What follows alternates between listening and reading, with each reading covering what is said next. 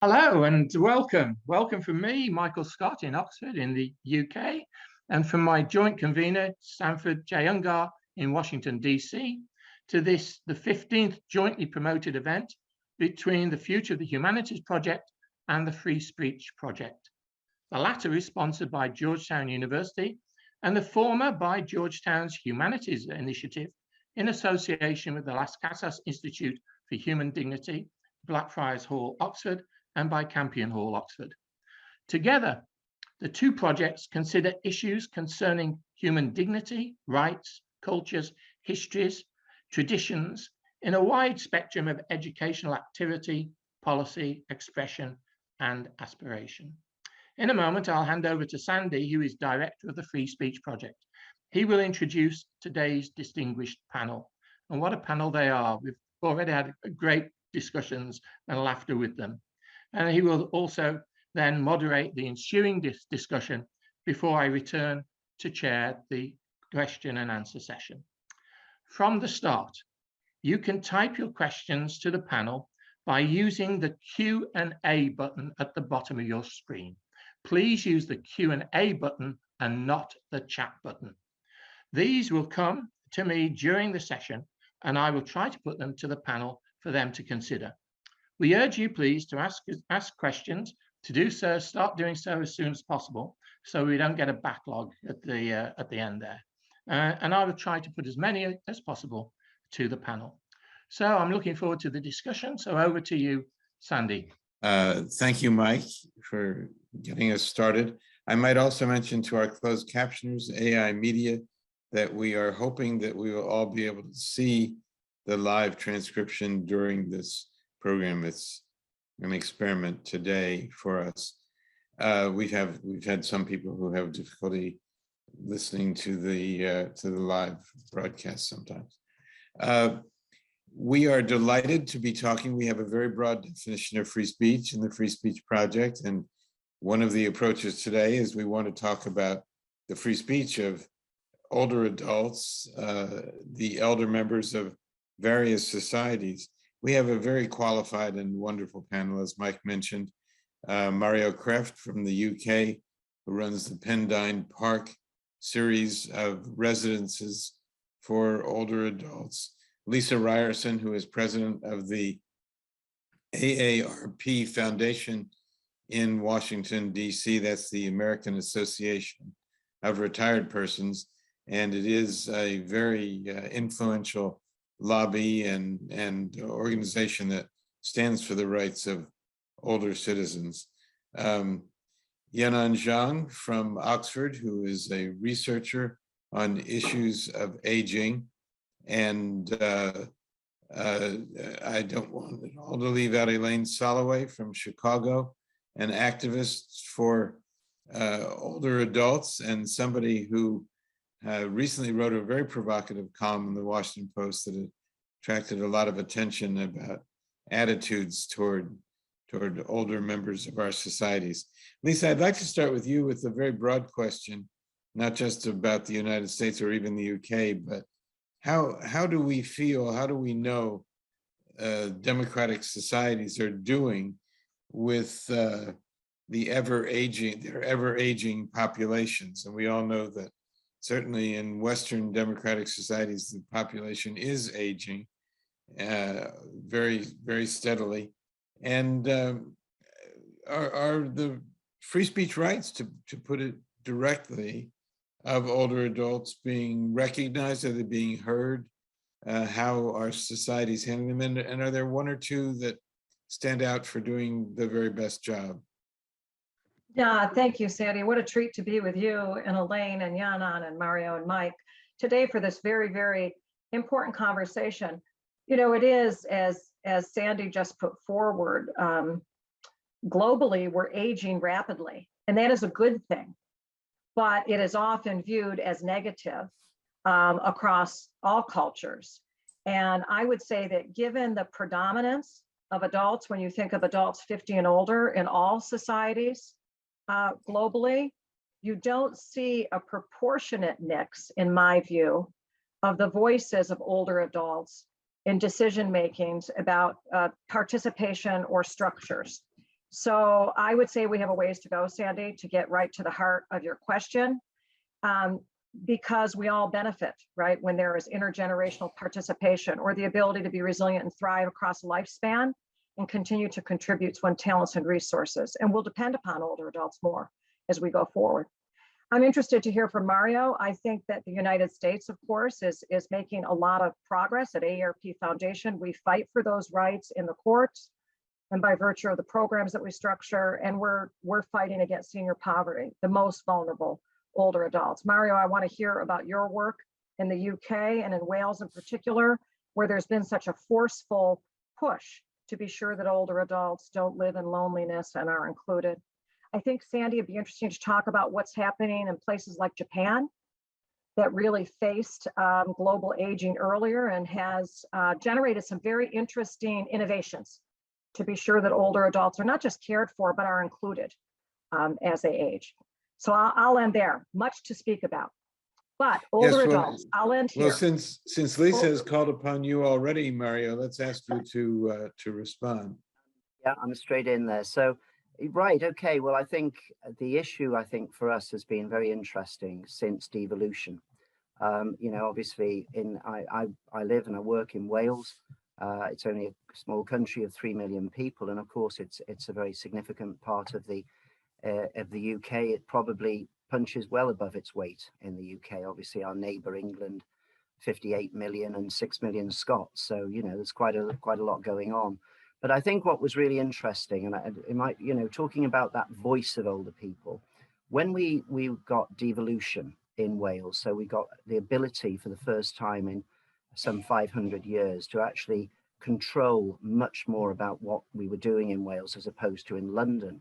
One of the early decisions was to really look at the UN rights issues and what was the relevance for the voice of people. And we were the first country in the world, and we're very proud of that, to actually to create a new office called a Commissioner for Older People. And it's an interesting one, really, because what was felt was that there just wasn't enough voice there for older citizens. And I think what's very interesting in Wales particular, and this plays out in other countries to a greater or lesser degree, is actually the socioeconomic standing. You know, we are not a rich country.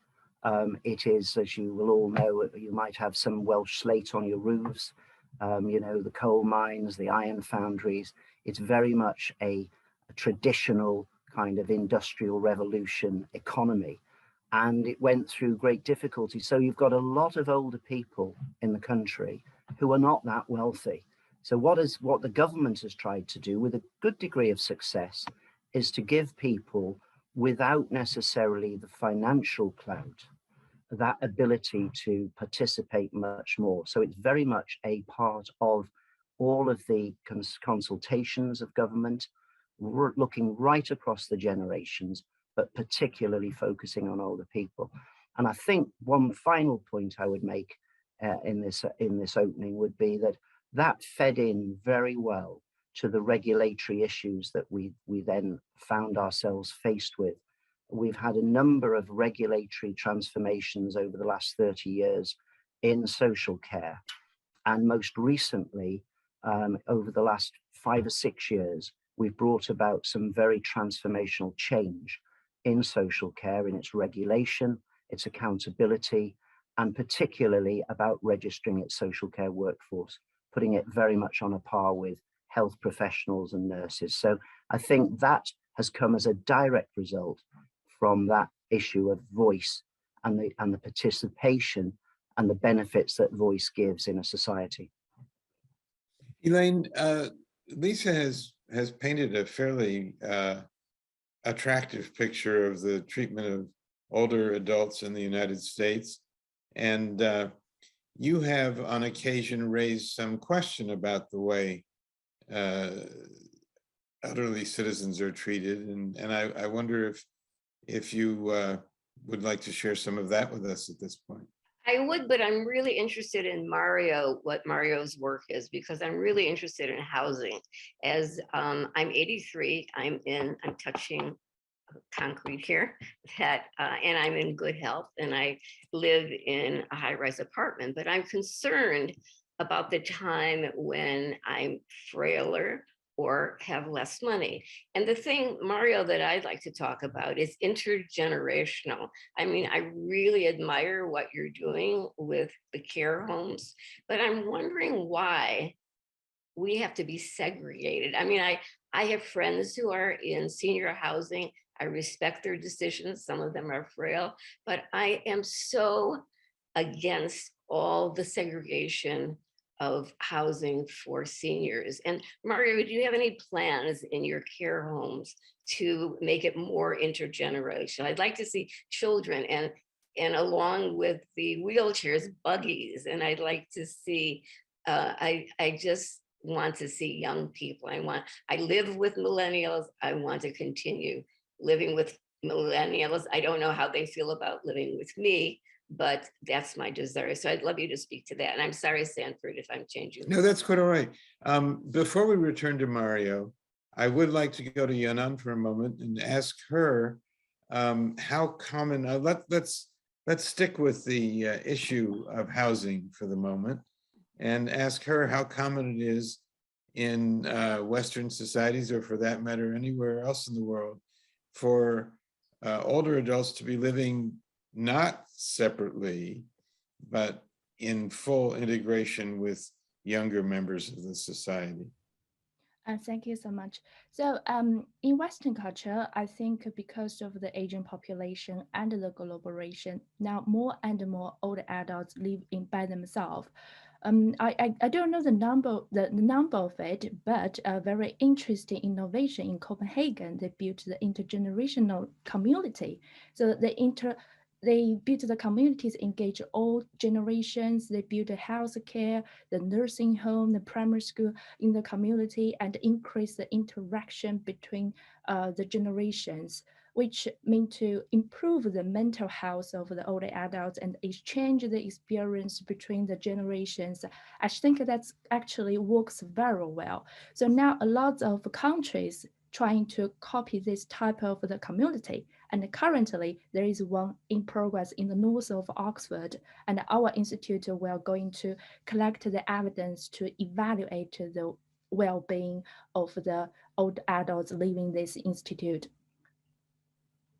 Mario? So it is.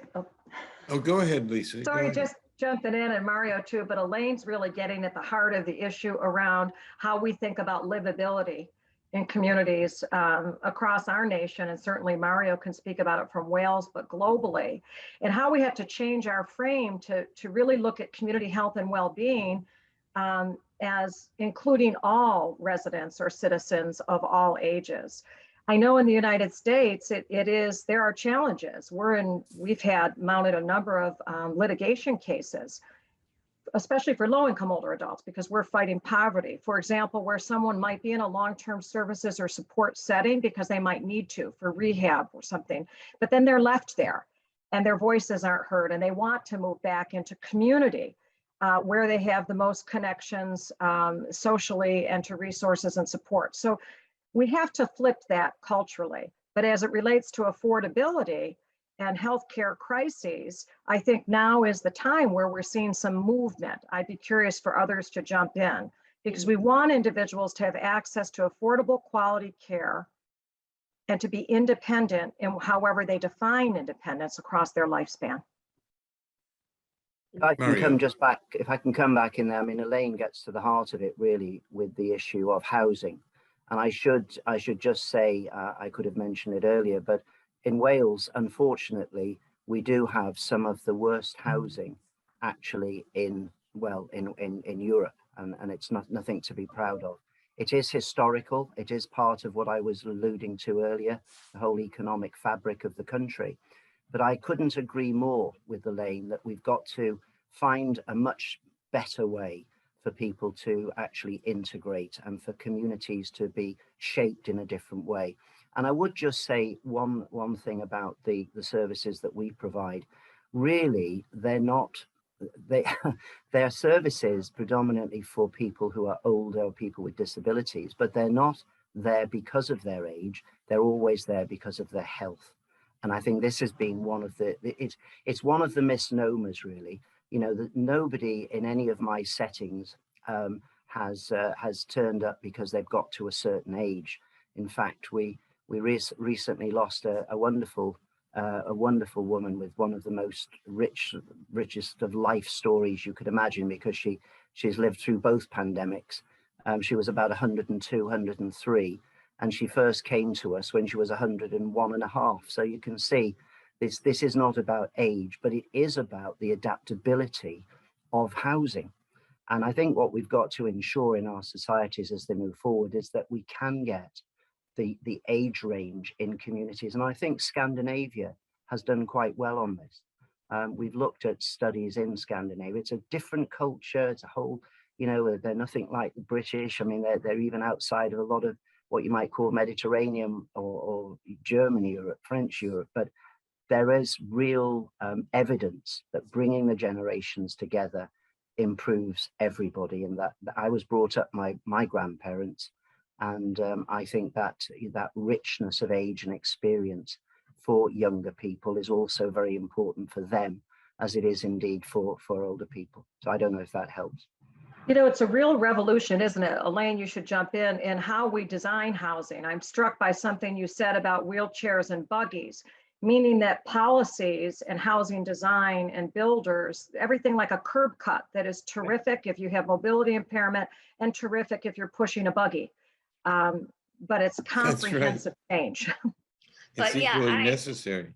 I think about this a lot, and I'm trying to write a piece about it because I envision it very much like an old neighborhood. You know, that when I grew up in the 40s, that was people of all ages.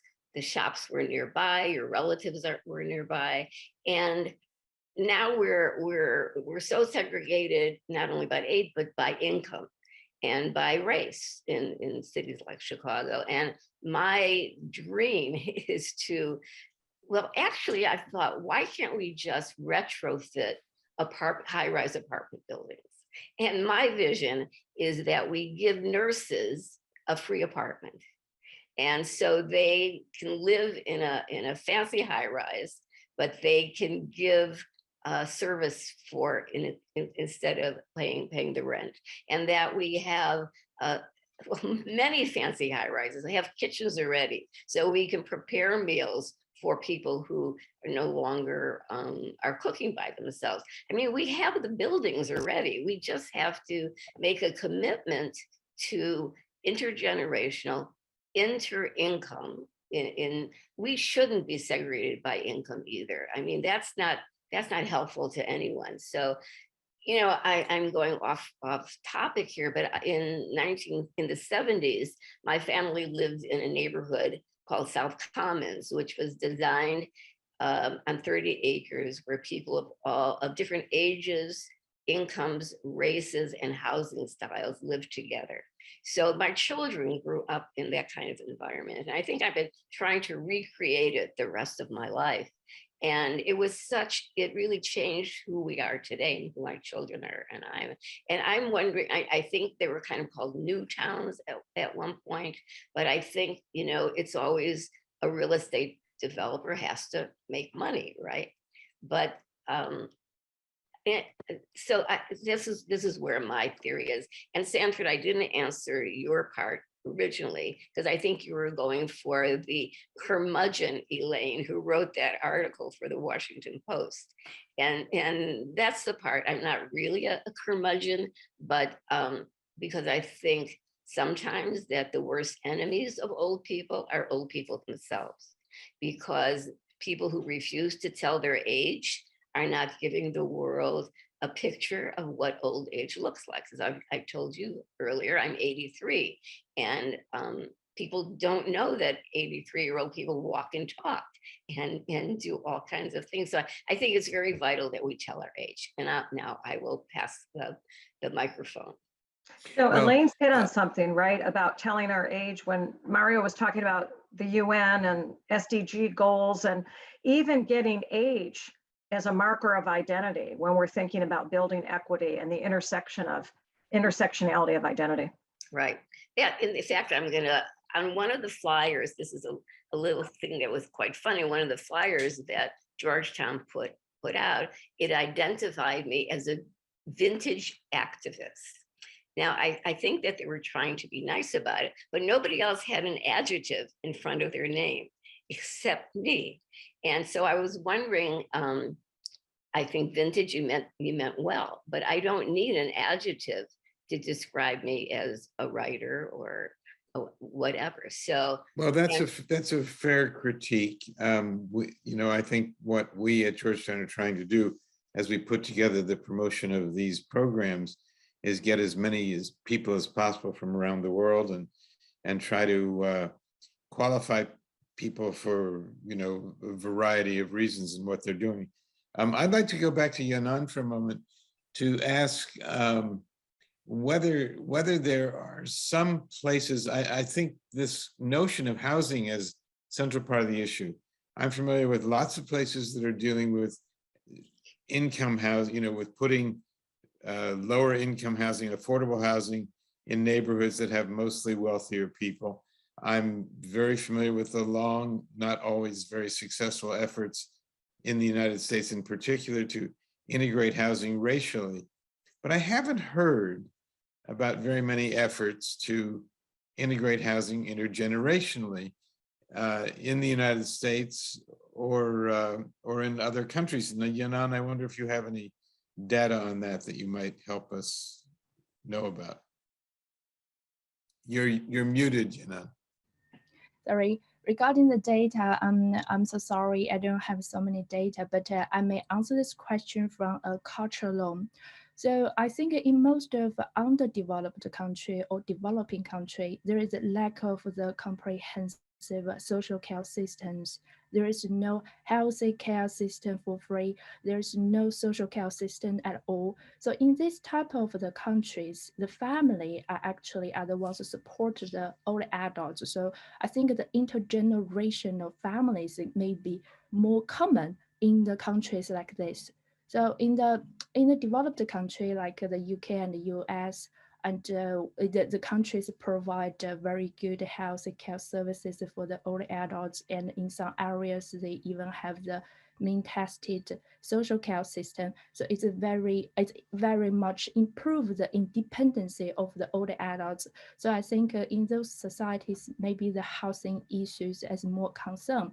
About the demand of the housing, actually is more likely what type of the characteristics, the facilities are needed for the older adults. So in UK, we actually have an institute called the Design Aging Institute, which was established in 2020. The whole purpose of this institute is to looking at what are the demand and what are the what type of things the old adults are needed but ignored by society because of the ageism, like the technology, like the transportation or something like that. So I think. Thank you. I think that's a very important point to be reminded of, that in more traditional societies, perhaps less developed societies, there's no choice. This isn't necessarily a decision being made by wise politicians or social theorists. It's just a necessity. Lisa, when you're dealing with these issues for the AARP, I suppose you have to look at whether architects are on board for something like this. We do, and we have a lot of work with a variety of consortiums to educate for livability, for houses that really are flexible across the lifespan, whether it's with designers or builders or Lowe's, really trying to be sure that both those who are building and also consumers understand really ageless design. But I also said I want to circle back and talk about what Yanan was talking about. There is some, Sandy, it harkens back to our previous work together as college and university presidents. Generations United, which is a group that really supports intergenerational activity, and a number of colleges and universities, and the AARP Foundation at the time was working with them, began to come together. And I don't have the latest on how this collective is working now, but to use a cross-sector teams to solve the problem of college students who are struggling to pay for college and find housing, and older adults who wanted to remain in their homes, many in university towns.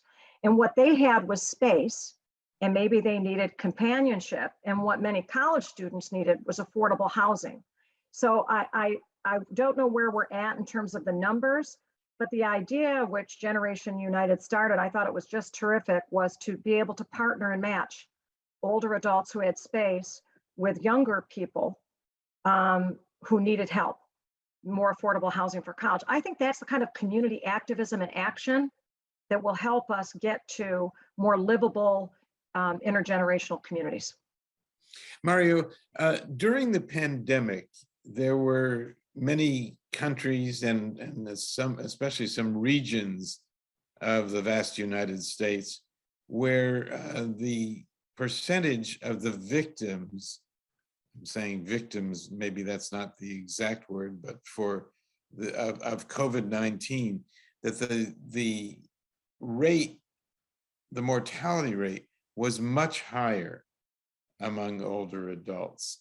Was that true in the United Kingdom as well?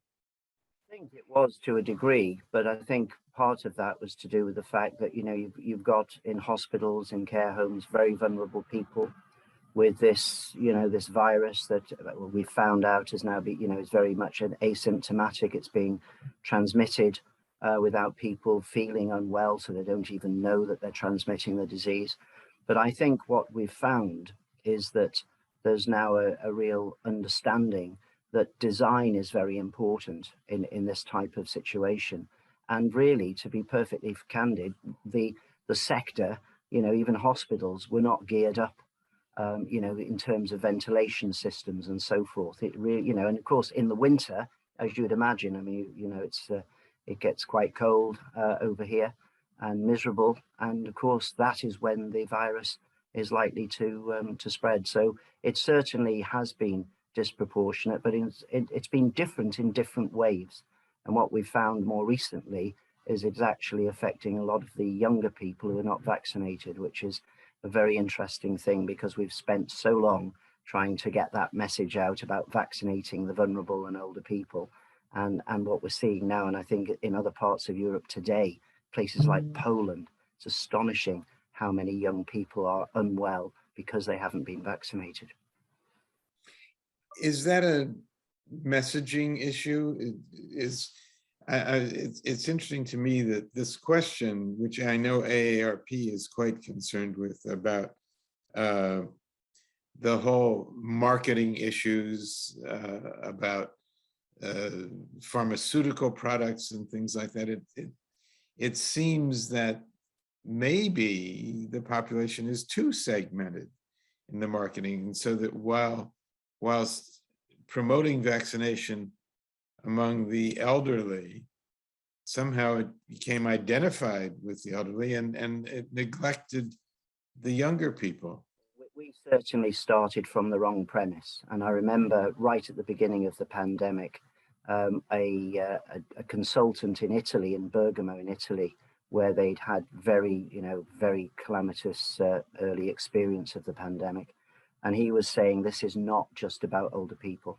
Don't think this is just about people with suppressed immune systems and so forth. And it's played out that way very much. But I think it's very clear that, we've learned a great deal about this. And of course, the other point about a lot of older people in the pandemic is they were isolated in their own homes. You know, often people would just be bringing, their groceries to the door, their families not visiting. So it has been a particularly isolating position, even for people living in their own homes. Elaine, one of the origins of the title of this program, Forever Young, was the notion that some people seem to have, that the goal should be that everybody stay young permanently, or at least be identified as young, or look young, or act young, and I part of the thing I hear you saying is it's okay for people to own their age if it's not young. And in fact, it's something to be proud of. Exactly. And I wrote an essay called when I was 80, I didn't get a facelift, I got a tattoo. So something like that. Yeah, I put Is that lipstick the on. truth? Yeah, do you want to see my tattoos? This one. There's the other one. So this one is of my children, but another one is of a seahorse, because I have always tried to learn how to swim. And finally, I've taken class after class after class, and I could never get it. And finally, when I was 79, I found a teacher who taught babies. And so I learned step by step. So I got a seahorse for my 80th instead of a facelift. You know, I also have gray hair.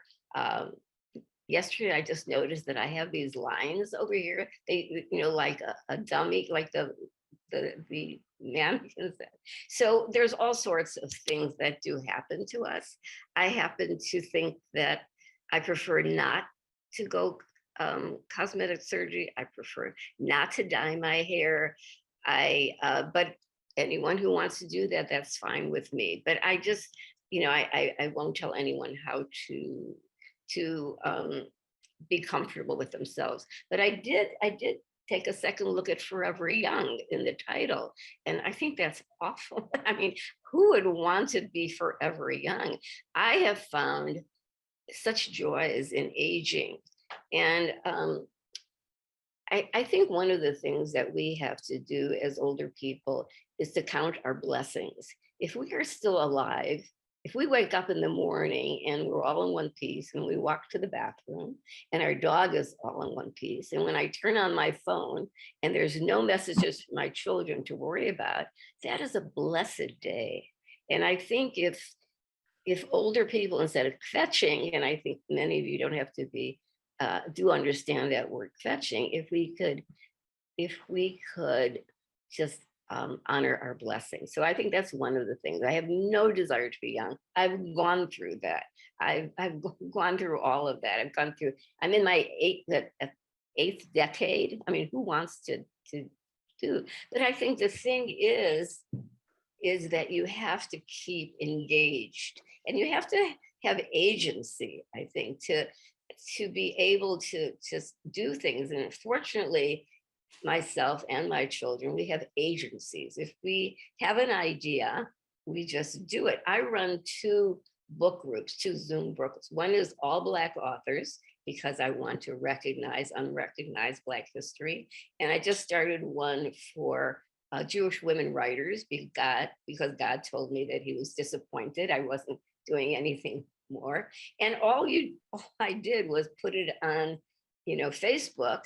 And my Black authors book group has been together 22 months. So we've read 22 books, my group.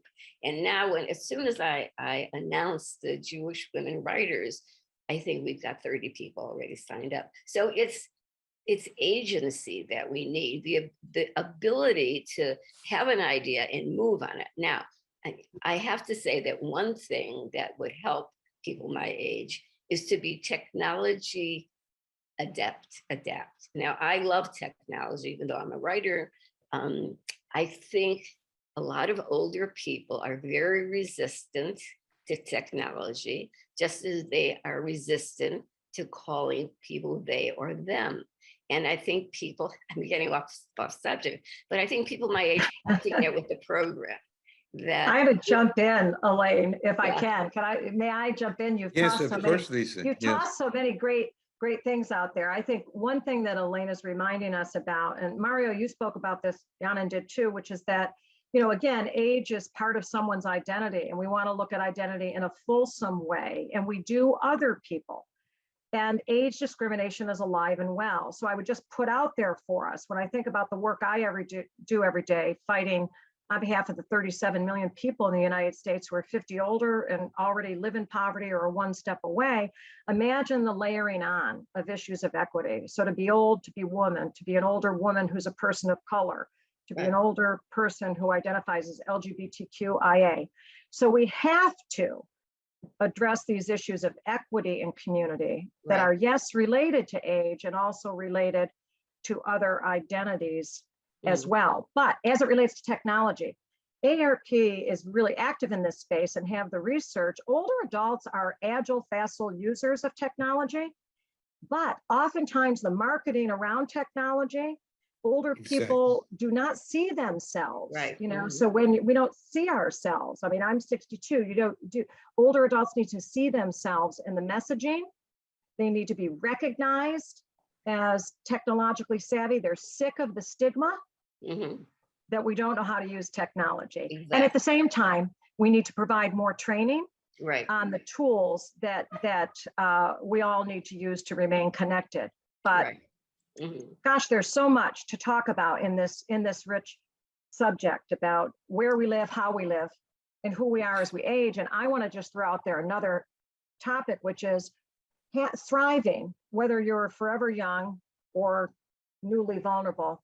And I guess I took less issue with forever young. I don't want to be forever young, but I love Bob Dylan. So I see it and I think about the song and I'm like, Mhm. that's a pretty good one. But I do think we need to think about resources to drive agency. And Mario, you know, in working with older adults, many of whom, as you said, in Wales, do not have robust economic health. So there's something about recognizing that we have to provide opportunity to have family or personal sustaining wages across a lifespan so that people of all ages, and more specifically older adults, have the resources they need so they don't plunge into poverty and Mhm. have fewer choices as they age. I'm glad I think, Lisa. I I- just want to say I'm glad Lisa that ARP is working on equity. I think it's just such an important, because we are aging, and some of us will be aging poor. So That's right, many, I'm so happy millions. that you're working on that. Right. Sanford, back to you. I think on this issue of agency, it's also being heard. Mhm. And it is a free speech issue, actually, because it does appear at times in certain countries, in certain societies, that after a certain age, people do not have a voice in politics, in culture, in important decisions. And Mario, I wonder if you could speak about that from a UK perspective. I think, as I was saying earlier about this, the creation of the Older People's Commission. Mario, your voice is very low. Sorry, can you hear me now? Is that okay? Yes, got Yeah. better. As I was saying about the Older People's Commissioner, which was created in Wales, I think that has gone a long way because it's actually ensured that all of the decisions that we're making in policy are actually integrated in a generational sense.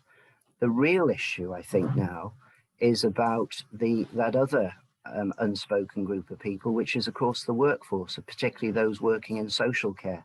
Because as we have an aging population, as the Western democracies are aging, other cultures, who is going to be there? Is it going to be technology that machines are going to be caring for us in the future? Because what we're finding isn't only the lack of equity with people with their pensions as they age and actually, don't fall into poverty, but you've also got an awful lot of people who are actually responsible for people with disabilities, for their care, for older people, and they're at the wrong end of the socio-economic place. And I think that's something it has taken in the UK, it's taken a pandemic to really put those people absolutely up front politically.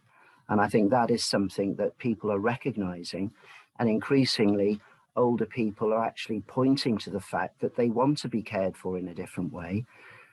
They want those people with the innate skills, but they want them to be respected in society. And in our Western societies, that means they've got to have it comes with a tab. It comes with a salary base and a respect in your society, in your community for what you do. We are seeing that changing. It's ever so slowly, but I think that is a very important issue. And that voice has come from society and from older people themselves, because they want the best for themselves and their families. I'd like to. Yanan, speak I'd to like that. to come back. I'd like to come back to Yanan for a moment Yeah. about Yeah. a sense of what her research shows about trends in this issue of agency and giving people a voice after a certain age. I think this question is quite big because it could be all kinds of aspects. It could be economy, social, Yes. social care, and the workforce. Can I focus on something like a workforce? So I think along with the aging population, I think more and more people pay attention to the needs of the old population. I think, but it's a very, very issue, especially for the sustainability of the pension schemes. As earlier, Lisa just mentioned about the poverty among the older adults. So now all the countries now currently facing the aging population, they're trying to encourage the labor participation among the old adults. However, there is agency during the hiring process. People will think, oh, how many years he will work if I give his job, and how many pension I need to pay if he join the team. So I think this is really a problem. And the government maybe can make use some legislation to protect their rights. And also, I think it's important to make the public aware the participation of the older adults in the labor market is extremely important.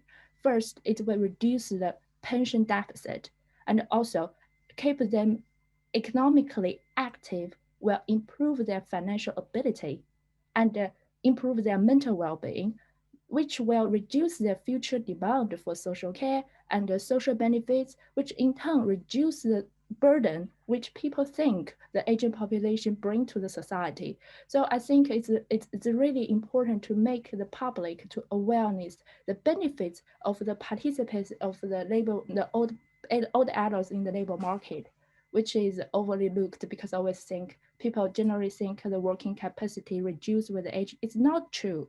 More and more evidence start to showing that for the people at old age, they have more management skills, more strategic skills, accumulated knowledge, they all the invaluable knowledge and experience. So I think, Yanan, you've hit on something in such a holistic way. I'm so pleased about it. And we've done a lot of work with the World Economic Forum and OECD on these issues. The research is in.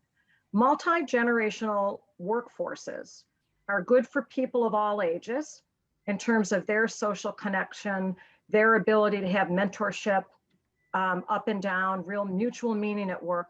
But it's really good for the bottom line of organizations. But the only way to flip that is to look at it from a policy perspective, Yanan, as you're saying, which is have policies that are good for people across the life course. Caregiving leave is great when you're caring for an older adult in your life, when you're caring for children in your life, that ability to recognize the flexibility that individuals need with work across their lifespan. And it is good for the bottom line and certainly great for individuals. But age discrimination is alive and well. We fight age discrimination at AARP Foundation in the courts. It's hard. There is this persistent sense that there is a shelf life on our competency, and that isn't so universally. Lisa, quick question. We're going to go to Mike Scott in just a second to see what questions have come in. But a quick question, does the AARP have to change its name? Why should it be focusing on retired persons? Well, if what you just Sandy, said. I should have jumped in. We are just AARP. We are just AARP, only those initials, ARP. We are not the Association of American Retired Persons. So I will provide that to all. We are just AARP, really out there working with individuals of all ages, but with a focus on those who are 50 and older to be sure that people can choose how they live as they age. Can I just Okay, I see Mike. Yes, go ahead, Mario, please. I'd just like to go back on to something that Yanan said before, and that was the economic aspect. I mean, one of the things that we've recognized in the UK, and particularly in Wales in recent times, has been that social care in particular it should be seen as a cost. Sorry, it should be seen as a value, not as a cost. And there's this notion of the foundation economy. And actually, it's exactly as Yanan says, it's not just good for the bottom line of organizations, it's good for the bottom line of a country, of a society, because actually what it's doing is promoting in all of those strands that are people who are caring, it's giving them the opportunity to spend more of that money locally. So we've said a great deal about, to particularly local authorities, to health authorities, don't just look at your budgets about how much it costs, but what is the value? And of course, as we all know through this pandemic, that social care has been the basis for, it's been the foundation stone of the health system, and over here in the UK of the NHS. Without social care, the NHS would simply cease to function by the end of the week. Mario, I love what you're saying and Yanan's saying about, let's just finally realize that investments in social care and social safety nets are investments in shared humanity. And we always talk about all the downstream issues that we have concerns about, but we have to solve it with real investments. So I agree with you. Mike, you're back, and Yeah. we're interested in what the participants might be having comments and questions about. Yeah. What a terrific discussion. I'm really pleased with the way this debate has gone. It's been so informative. And yet the first question that came in showed something about the bigotry that the questioner was challenging. The questioner is John Wilson, and he said that this morning, Rep, which I presume means Republican, Matt Gaetz, said on Yes. Steve Bannon's show that the conservative movement cannot be run by a gerontocracy, and called to get these silver-haired people out of the way and replace them with young activists. And John asks, why have some right-wingers turned against older people who have been their strongest supporters? Well, that seems a kind there's of an a interesting political question. statement that's come. Lisa, do you want to have a go at that first? I'm happy to jump in. I guess I'll start by saying that one of the things that pleases me most about working at AARP is that we are fiercely nonpartisan, that we are really for, all of the issues and policies that support all older adults to thrive as they age. Having said that, I think, as you were saying, Mike, about, I didn't hear that news show this morning, a gerontocracy, I would say we're all for we're all for humanity. We want everyone involved, and I would want, my statement, all people involved in civic discourse and in their rights as citizens, and voting, and helping us make decisions that are good for all members of a community. And as I guess, though I don't have silver hair, I might be considered a silver-haired voter. I think that my votes and the votes of my children and their engagement in democracy, it's all important. Yeah. Do you want to say anything on that, Elaine? Pardon me? Well, Did you want to say? I'm sorry, I'm very, very political. And if you're saying the right wing or the Republicans are against older people, they're against everybody. So you don't want me to go on that. I mean, who are they for? They're against women because of abortions. They don't want to give us our freedom to rule our own bodies. They're against young people because they're refusing mask mandates. They're against critical race theory because us white folks might get upset if we hear about Black history. So who are the Republicans for? Just warning you about that. I say from our side, that's very interesting commentary. Angela Preston says that the average US woman's Social Security payment is about $1,100 a month. Over half of older adults, she says, rely on Social Security of 90% of their income. Is the US doing enough to take care of women's needs? Elaine, should we start with you on that one again? All right, well, I definitely get Social Security and I really am so grateful for it. And, but I'm not an economist, so I don't know how those numbers are put out, but certainly I would enjoy a bigger amount in my Social Security. But I do think that is necessary, not only for older people, but for poor people to have some help from the government. So that's where I stand. Mike, I would just jump in and say it's all related to the conversation we had that Mario put forward and Yanan around caregiving too. So disproportionately, women are stopping in and out of the workforce across their lifespan because they're the carers, as Mario was saying, or they are in lower wage work that isn't valued if one takes value as paychecks. And so women, and then in particular women who are women of color, are at deep risk, much greater risk of poverty as they age. And we do need to think about the financial supports, education, and access to good wages that women need to be financially secure as they age. Thank you. There's from Richard Poxton. Now, I think Richard is, it's the Richard Poxton I know. We went to school together. And Mario, he supports Wolverhampton Wanderers football team. I just make this point. And a very, very intelligent man, as that shows. And he says in the UK, he said this is more of an observation, in the UK, an organization called United for All Ages is pushing the intergenerational agenda across the board on a sort of whole systems approach. As ever, there's good thinking around, but a shortage of central government interest and support. Would you like to comment on that, Mario? And then I'll come to Yanan as well. I would. I think the idea of intergenerational living in that respect is exactly where we need to go. We talked a little bit about Scandinavia earlier, but I think the planning policies, the political policies, the economic policies all actually work against that.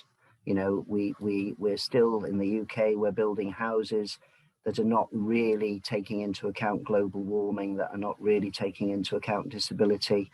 We're building communes, which you could, you know, years ago, people would have called them ghettos for older people to live in, which is completely against, you know, the thinking there. So I think there's got to be a radical change in the way we actually conduct the policy.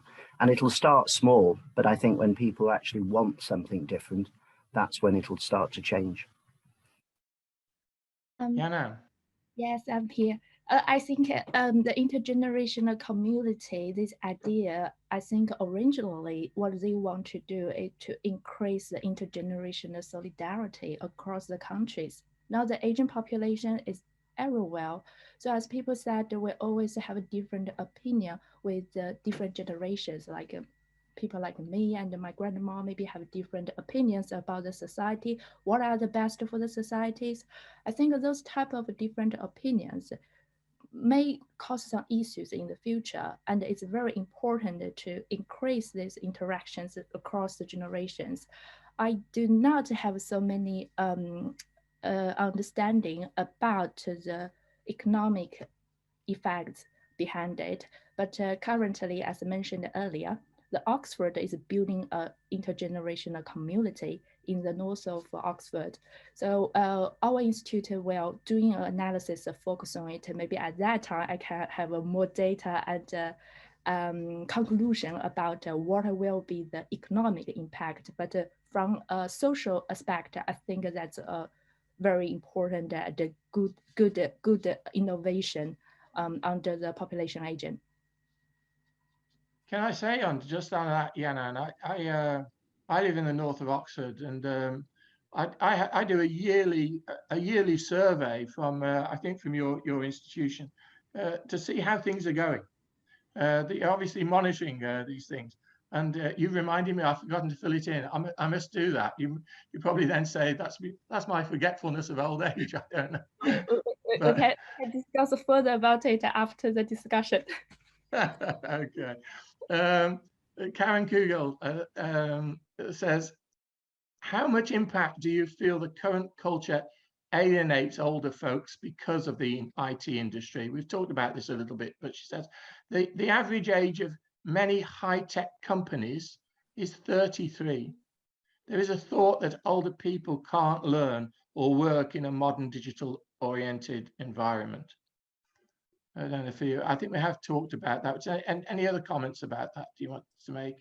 Well, I worked at an Apple store and as you can see, I have an Apple Watch and I have all the Apple devices. So I think that's a generalization. But I do think there should be more access to classes for people who are older and the teachers have to be actually my age, because older people will start with how to turn it on and how to turn it off. And, the unfortunately younger techs who are teaching just go too fast, assume too much knowledge. And so the classes have to be geared down to, as I said, turning it on, turning it off, and step by step. I would say, Mike, that when we think about how the economy is driven, digital's here to stay, right? So it's not everything, but it definitely is part of everything that we do in most industries. So again, I would turn it and say that employers and those who are in the workforce training field need to really look at being sure that workers of all ages or prospective workers have the skills that they need, as Elaine is saying, to navigate the modern in-demand jobs. Mm-hmm. And again, we pit groups against each other to our peril, and that's a constant threat.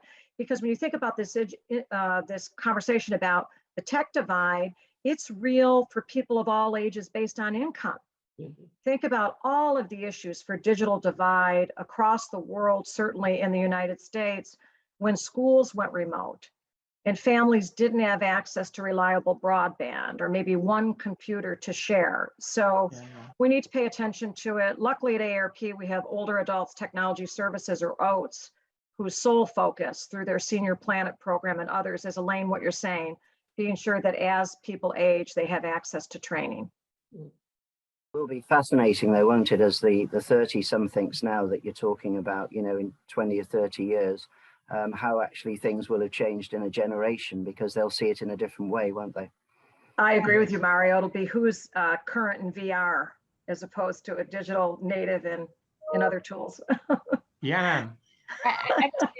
Mario commented what I would like to say. I think the generations are different. Like the younger, relatively younger generations, they have some skills with IT, like technology. When they get older, I think they are easy to catch up with this new technologies.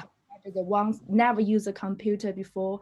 So I think the adoption of technologies will increase among the old generations along with it.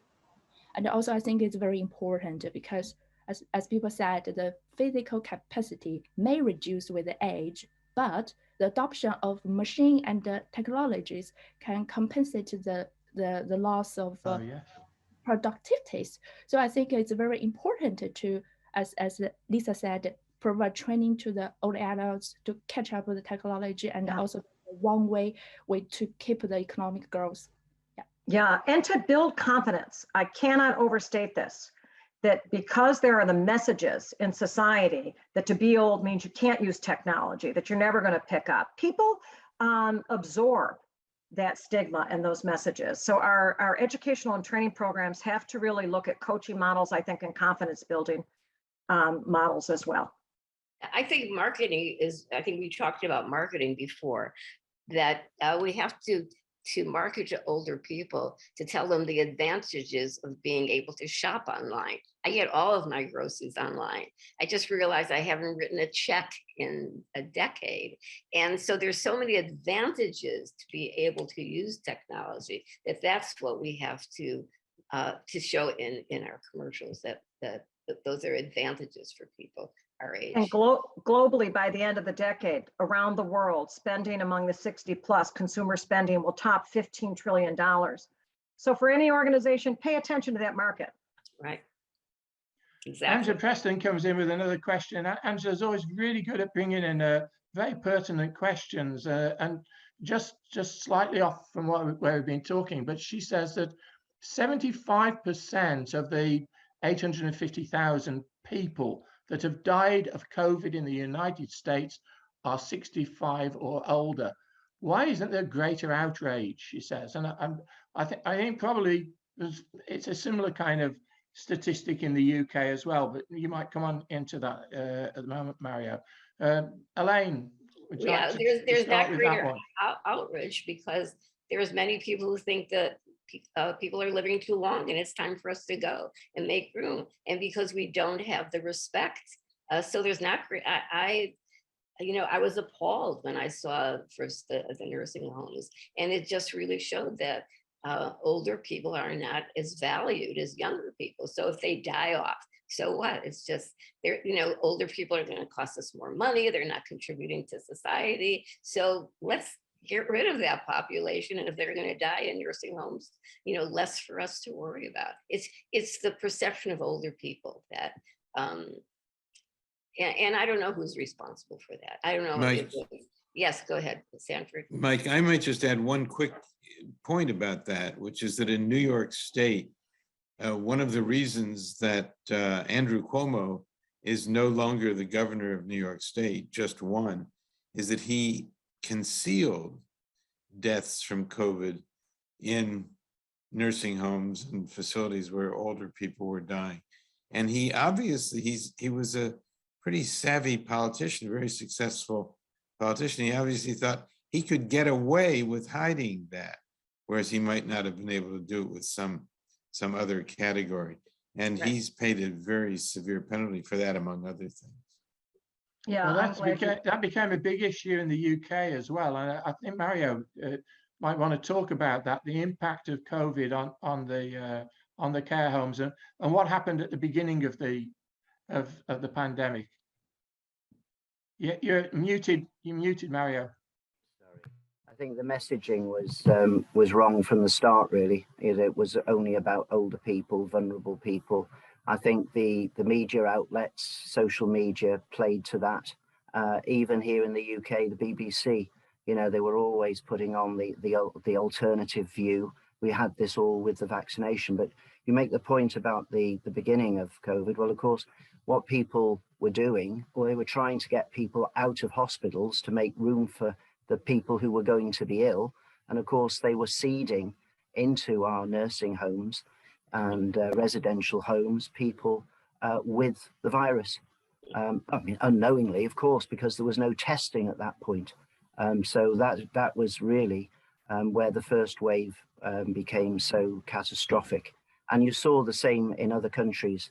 I mean, we were watching in absolute horror in places like Spain and Portugal, especially, where the staff were running away and everyone was either ill or dying in these places. And I think one case in particular, I remember seeing that the Spanish army had come in, to remove people who had died. I mean, it's astonishing, really.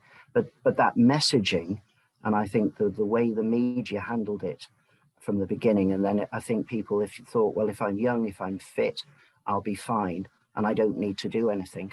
And of course, we found that wasn't the case, and they were transmitting these super spreaders and so forth. And it was tragic, really, absolutely tragic. And of course, the second wave in the UK was different again, because we didn't quite get the vaccine in time. And we had these new variants, which were even more transmissible. And of course, in social care, in hospitals, you've got lots of staff coming out from the community, going to work, being asymptomatic.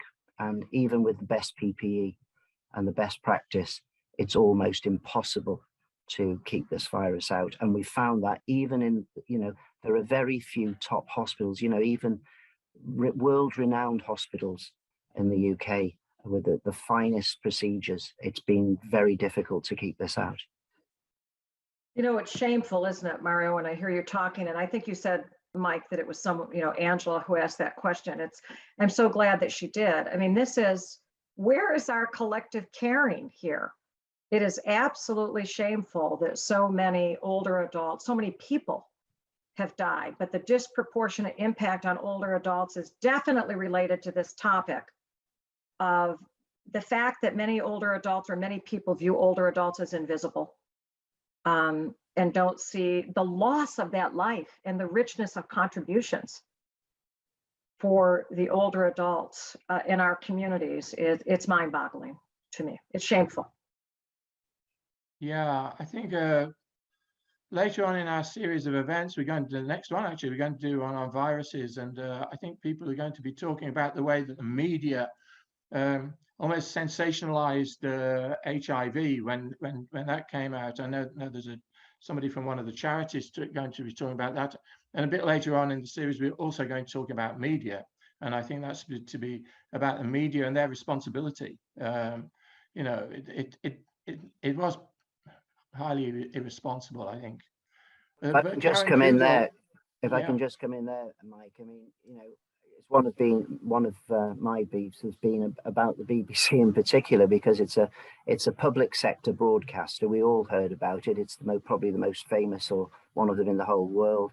And yet they were always, through the vaccination program, they were always putting these two sides of the story, you know, in the, you know, just wanting to have the balance, as it were, even though, you know, the person that's sort of all about, you know, the anti-vaxxers were basically talking nonsense, you know, the sort of moons made of cheese stuff. But that has no doubt cost many, many lives. And I think the playing that out in social media has been devastating to this. And I'm sure it's prolonged the pandemic, definitely prolonged the pandemic. Yeah, it's the kind of you know, giving the Flat Earth Society as much room as a Right. yeah. Okay. I just have to. I'm afraid I can't do all the questions. I'm just going to this last one by Karen Kugel, who talks about the fact that young women need to be aware that they are likely to live longer. Yet women over 65, many more, are living at or below the poverty level. It brings in this Correct. other area of concern. For a variety of reasons, women do less well than men. And there are race issues as well. This is what's coming out, it seems to me, is this is a very, very complex issue, interacting with other issues. We're getting short on time, so perhaps a short answer from each of you about that. Shall I start with you, Lisa? Yeah, I would just say this is just a prime example of structural discrimination and racism in our nation, and that we at a top level think that people live in poverty because of something they did wrong, an individual failing. That is not true. In the United States, this is a societal or national illness. Elaine. What Lisa said. I'm not going to leave it there. She said it all. Yeah. Okay. Yanan. Yeah, I think the gender ideology may need to, undertake some responsibility for this situation. In general, especially in the older generation, in general, is men take care of the financial issue, the ladies take care of the house. When suddenly become a widow, the financial issue definitely is a problem. And I want to say something about the situation in India. This is extremely bad. In India, the welfare system is poor, and the status of the woman, I have to say, at the below of the chain, and they're suffering from the higher mobility, abuse. I think there should be something to do with it, definitely. Thank you for that, Yanan. Mario. I just think it's the challenge of our age, and you can play that out in both ways. It's something that isn't going to go away. We've got to tackle it, and I think we've got to get to that position where older people are just valued for the contribution that they've made, and our societies need to be fairer to make that possible. And I go back to what I said earlier, you know, if you don't value the people themselves, you won't value the people that are caring for them.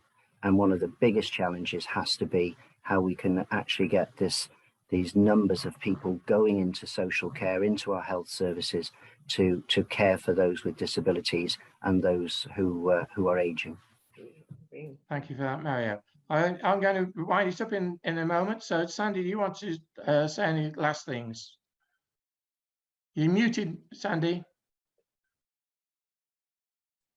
I just want to say thank you to all our panelists. We had a wonderful variety of perspectives on this program today. And that's what Mike and I are aiming for, and have had a lot of exciting opportunities through this collaboration. We're grateful to the people at Georgetown University in particular who support this series and urge us forward, from the president of the university, Jack DeGioia, and many others, Tom Banchoff in charge of international affairs, our new colleague, John McCabe at the Free Speech Project, who's really keeping us going. So thank you all for. Thank you. The best thing about a conversation like this is when it's not predictable, and this was not. And I think we had a lot of important insights. Back to you, Mike. Thank Well, you. thank you, Sandy, everyone. Thank you. Nice. for the discussion, and thanks to Mario, Yanan, Elaine, and Lisa. It's been one of the really good debates. These are good debates that we're having on a monthly basis, and this one is one that stands out in many over many of them, and they've all been good. My thanks also to the people at Georgetown. At Oxford, I'd like to get Blackfriars to thank John O'Connor, the Regent, and Richard Finn, who's the director of the Las Casas Institute. At Campion Hall, Dr. Nick Austin, who's the master of the hall, and Sarah Gray and Ying Ying, who are our Campion Hall administrators. I'd also like to thank John McCabe, as Sandy has done already, but he helps us on this side of the pond as well. I'd like to thank Maggie, my wife, who helps me a great deal, and we've only been married 2 years, so that's something for people to note at our age, you know. And we got married just 2 years ago, and we're incredibly happy. I would like to thank all those who have asked questions. If they weren't answered today because of time constraints, we'll endeavour to email answers to you. The next free speech project at Crossroads International Dialogues, in association with the Future of the Humanities Project, will be on Monday, 14th of February at 11 a.m. EST, 4 p.m. GMT, when we will be discussing the issue of viruses, and that's one of the ones that I referred to just a few minutes ago. There are 2 further events which you might like to know. On Tuesday, the 8th of February at 11 a.m. EST, 4 p.m. GMT, Mark Bosco, who is a senior person at Georgetown University, he will be talking about Graham Greene in the Christian Literary Imagination series.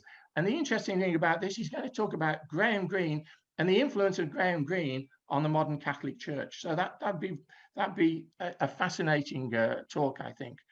The next event in the China series will be on Friday, the 18th of February at 11 a.m. EST, 4 p.m. GMT, when Professor Zudong Zhang from New York University will be discussing the Chinese early 20th century writer Lu Xun.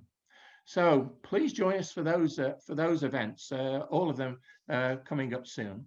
Thank you all for attending today. Thank you for your support of these various series, both the ones I've been talking about above, but also the free speech series, which Sandy promotes independently. I'm Professor Mike Scott, Fellow and Senior Dean at Blackfriars Hall, Oxford. You can follow me on Twitter at Mike Scott Prof. Until the next time, thank you, Elaine, Mario, Yana, Lisa, Sandy, and you at home. Thank you very much.